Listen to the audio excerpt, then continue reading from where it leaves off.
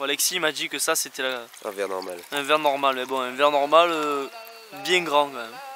Cuisiné au Ricard. Avec le couteau, regarde, c'est pas beau ça? Magnifique.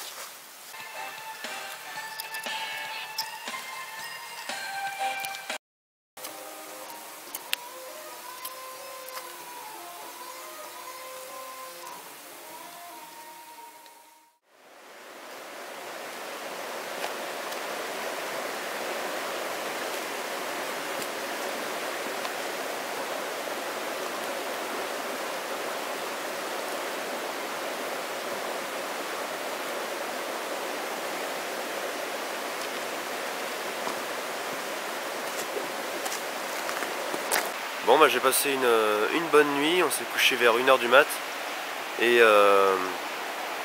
moi je me suis réveillé aux alentours de 8h, 8h30. Donc bah j'ai passé une bonne nuit assez fraîche, mais ça a été. Et donc là on se lève ce matin, ça fait plaisir de retrouver le feu. Il y a Thomas qui a fait du pain. On est en train de recouper un peu de bois, puis voilà. On profite du paysage. On a un bon programme aujourd'hui au niveau construction en bois et tout. Donc ça va être cool. Et donc voilà, je suis venu faire un brin de toilette autour de la rivière. Mon eau est bien froide mais ça réveille. Et puis je remonterai au camp.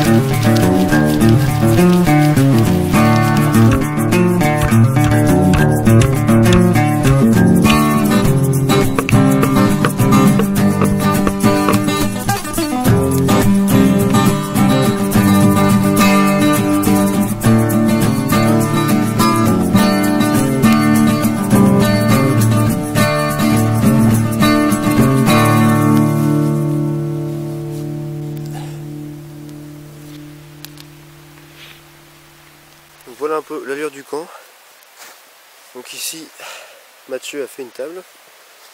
Petite table sympathique. Là on retrouve le gros cercle de feu. Donc du coup on a voulu le faire gros pour que ça nous chauffe bien. Parce qu'on a une température moyenne de 0 quoi. Ce matin ça a bien gelé. Ici j'ai fabriqué un porte-outil.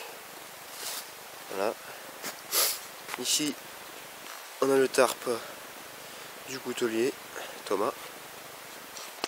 On s'est fait deux petits bancs qui vont bien, qui font aussi office aussi de table. Le petit réflecteur parce qu'hier en fait on n'avait rien du tout de ça. Il y en avait pas mal froid donc là ça va nous renvoyer la chaleur vers là-bas. Donc c'est cool. Là il est à peu près 4h30 de l'après-midi. 22. Ça fait du bien ce joint. Yo. De quoi? Là une fois la cabane terminée. L'abri naturel.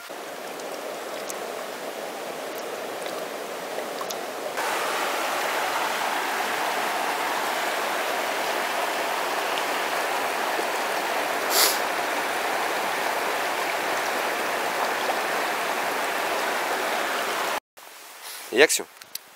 Bon bah là on se retrouve pour le dîner du soir. On va faire des gnocchis. Alors pour commencer on fait déjà bouillir les patates. On les épluche tout le bordel quoi.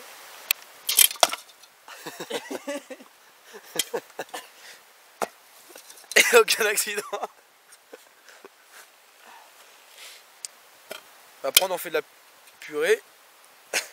Hop purée. Oh merde. La purée mousseline. On en fait de la purée. Puis une fois qu'on fait de la purée, Et bon on les roule sous les aisselles. on les roule sous les aisselles. Tout à fait. On en fout de partout. Tu les roules dans la farine non? Ouais. Ouais. On fait comme ça. Marmiton. Voilà. On vient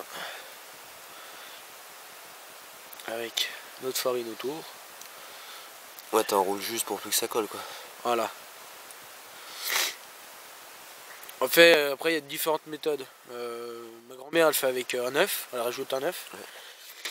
Et sinon après on peut pas d'œuf, comme là on met pas d'œuf, c'est aussi bon. Parce qu'on n'a pas d'œuf en fait. Ça Voilà, tout simplement. Tu me suis là On va voir.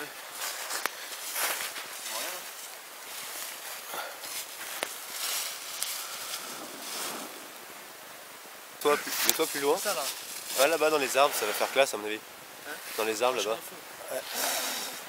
Ça marche pas.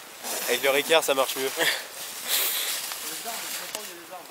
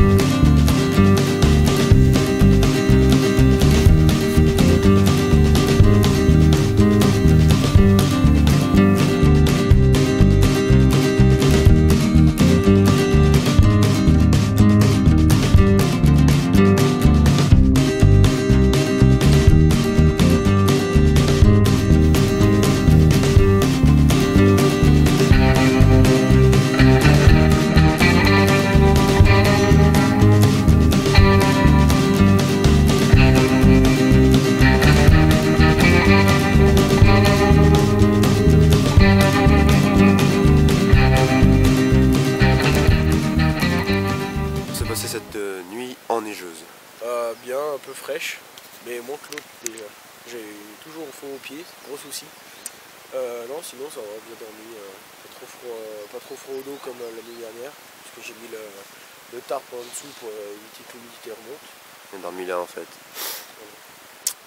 J'ai mis le tarp en dessous, la couverture, le sac de couchage, puis j'ai replié la couverture en dessus. Puis tu me disais que c'était ton système de bouillotte qui allait bien aussi. Ouais, j'ai fait bouillir de l'eau, une à la gourde.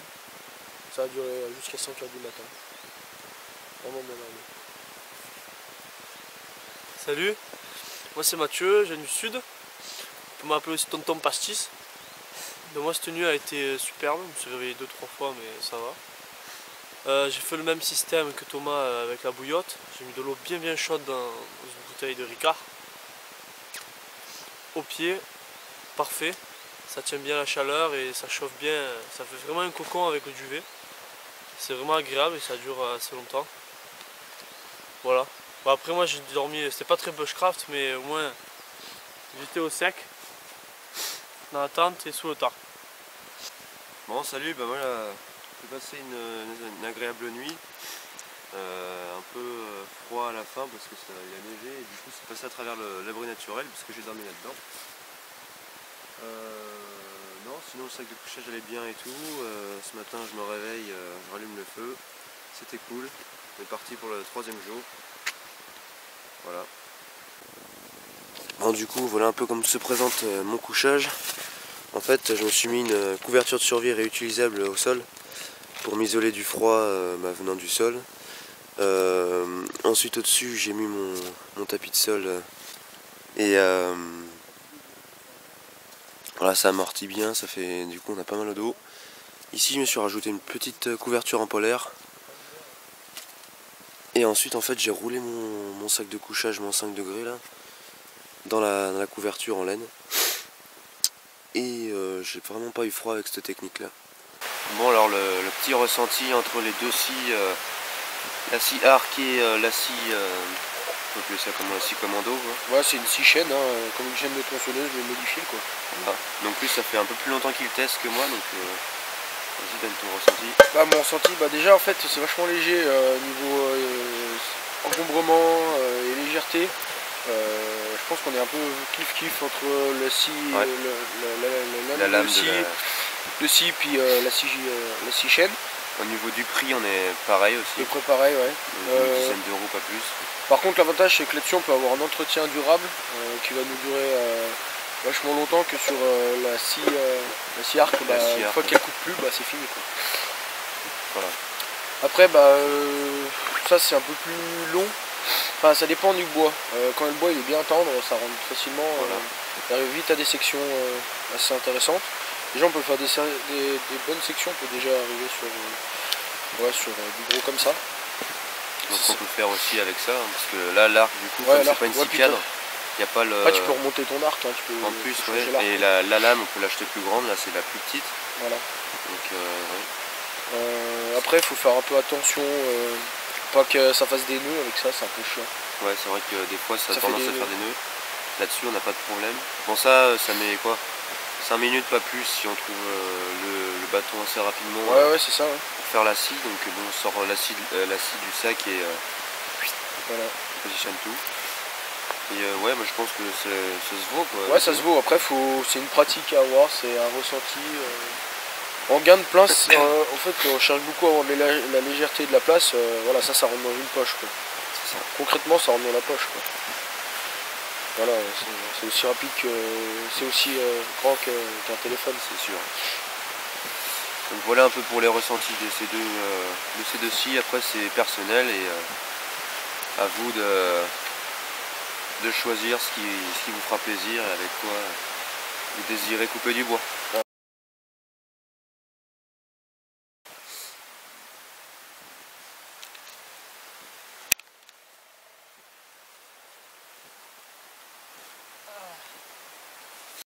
Si vous voulez aller voir la fabrication de cette scie, vous pouvez les voir sur la chaîne de Simon Bidouille Nature qui a bien expliqué comment en faire une. Et moi j'ai un peu recopié son système. Ouais, vas-y. Ça tu glisses pas autant que moi en fait.